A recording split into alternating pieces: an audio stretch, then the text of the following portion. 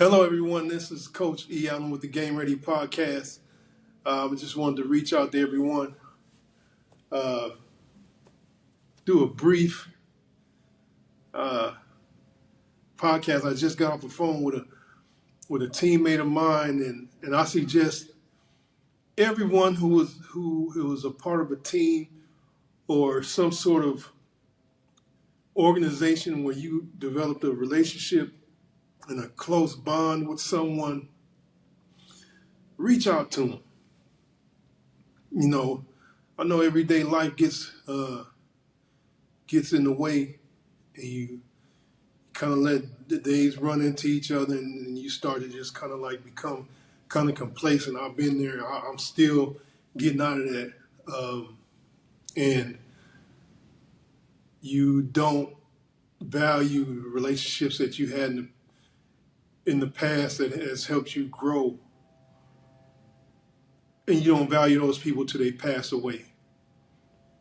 You know, I've mentioned in previous podcasts how over the last several years I've lost six teammates who I played college ball with. I lost my mom and my sister in the same year in 2021. So death is guaranteed, but it just don't it doesn't feel good when you experience it, in heavy doses. And I just got off the phone with a really probably one of the best people that I met when I played for Seattle the short time I was there. His name is Mike Barber. Um, Mike was a undrafted free agent like myself. But what Mike did, and I saw it, Mike took advantage of the opportunity that was put in front of him. I can't say I did the same, and it took me a while to come to grips to that, in a lot of ways. And, I'm harder on myself than anybody. And but it was good to see Mike when Mike made the team as an undrafted free agent. Man, I was so happy for him. And I followed his career somewhat in between me trying to extend mine playing in other leagues. And Mike had a impressive career, and we'll talk a little bit more. He's going to be a guest on this podcast, which I'm excited for. And moving forward, I'm going to try and get as many of my old teammates and as many former college athletes on my podcast to share their stories, share their lessons that they've learned, and possibly they can help somebody else, and they can help some other potential college and professional athletes navigate some of the things that can trip you up, or just give people an encouraging word and let them know that the hard work that they're putting in will pay off. One thing that you're gonna hear me mention this a million times over, is that one thing that I do, I have a true respect and admiration for somebody who has played college sports. That's not saying that they're better than anyone else. I just know in a lot of ways we have a shared experience, and whenever you have a shared experience with someone, it's a connection that's very that's great to have. So I have a true respect for anyone who's played college sports on any really high level, low level. I don't give a damn. Division I, Division II, Division III, NAIA. If you've played college sports at any point in time in your life, and you finished for the most part, I understand, and we have a mutual understanding about the you know the cost and the rewards of it, and that's a special thing to me. And I really didn't realize that until over the last like 2 years, and just reconnecting with a lot of people, reconnecting with my old teammates after several of our teammates have passed away. And I was just thinking to myself, I was like, man, all my teammates that I've, even the ones that really didn't like me, or I didn't like them, or whatever, we still had somewhat of a mutual respect for each other on some level. And I want to reconnect with them and share that reconnection with people. And I want to connect with former college athletes and share that with people to get people really understand, that it's a massive accomplishment, and it's something to be heralded. And like I was talking to Mike, you kind of get caught up in a day to day living, and if you play sports, and like with anything that you're good at or you're recognized as being good at, it becomes a part of your identity. It becomes a part of who you think you are fundamentally. In a lot of ways, it's not a bad thing. But once you stop playing and once you are not able to participate at a high level and compete at a high level, I think I lost my connection for whatever reason. Um, it it it can be hard to deal with. It can be very, very hard to manage and hard to deal with, and it can make things a lot.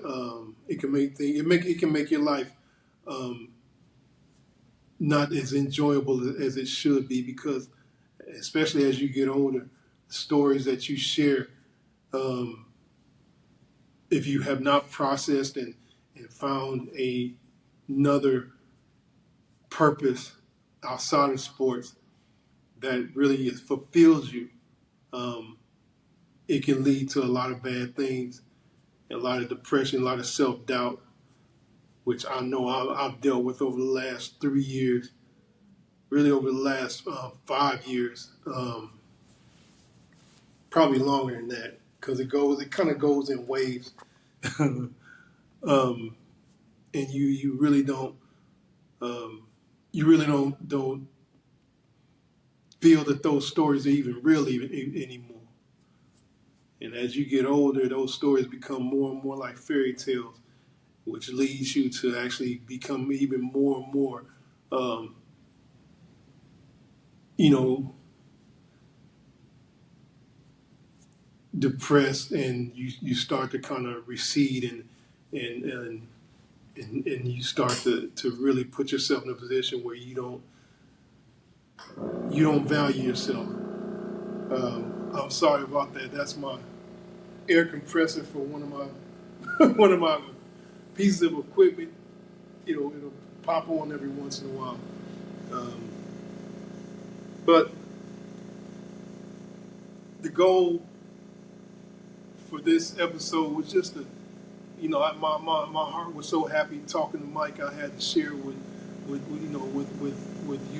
you guys who listen to my podcast, and you know, like I was telling Mike a year ago, I tried to reboot this podcast, but mentally I was not in a good space, and I don't like to actually put a tag on my life at certain points in the behaviors that I have as a not being in good space mentally. But it was the truth, man. Even my girlfriend who listened to my podcast when we first met, she was like, you were like in like kind of in a dark place in your last few episodes. And I was like, yeah, I was. I remember doing those podcasts, and I really didn't want to do them, and I had so much shit in my head, um, in which I'm gonna go over um, in the future. that I wasn't ready to talk to anybody. Um, but I know for my own health and well-being, I had to say something at that point. And no matter how it came off, how it came across as me being depressed, I probably was in a depression. Um, but I try not to allow that to be an issue, and I don't allow that to keep me in a funk. Because I really want to, everybody wants to put their best foot forward and try to inspire people and put people in a position where they, that they see how happy you are. But shit, you ain't gonna always be happy. I know that. Um, so that's pretty much it. This is another short one. I recorded another short podcast yesterday. I'm going to be as consistent as possible, and I'm looking forward to my conversation with Mike. His name is Mike Barber. He played for the Seattle Seahawks for two years and was a starter. He also played with the Indianapolis Colts for 3 years. And one thing, the coolest thing, man, when you talk to someone you've had a shared hard experience with, you start talking about memories, man, and they become real again. You know what I mean? And Mike is really, Mike has made my day over the last several years. Just when we reconnected on LinkedIn, and when he sent me a connection request on LinkedIn like 3 years ago. I think like 2 or 3 years ago, man, I was elated because I had so much respect for Mike. I have so much respect for Mike, and when we played, man, he didn't play like what you would consider somebody who they say that Mike played like he had been there a long time, and it was impressive. In our rookie class, he was one of the bright stars, and it was even more impressive because he was an undrafted free agent like me, which was cool, And to see him playing, it made things very, very, um, uh, it was good, and he was one of my teammates we hung out with. The other one was Henry. His name was Henry McMillan. Me and Henry played the same position. Um, Henry was a 6th-round draft pick in 1995. Played with the Florida Gators. Was one of the stalwarts there for the Gators in the mid 90s, and was really really good dude, man. Both he and Mike were just real good to me, and they really they really inspired me to do some cool things. Even after I got released, because we were young, but I think we learned a little bit about each other. And they were always pretty much, we were always around each other, and we would talk, and we would always be around. But they had their plan in place. And I'm gonna go over my experience in Seattle, and basically, not explain, but just detail how I handled it. And it was something I had to deal with for several years, even after I got released. But I was lucky enough, I was blessed to sign a contract, an NFL contract, from out of college, and everything panned out the way it was supposed to. Um, so I'm just real happy right now. And the more and more I connect with more of my old teammates, I hope it enriches their life as much as it enriches mine to reconnect with um, with some people who are pretty much at certain points in my life I grew up with,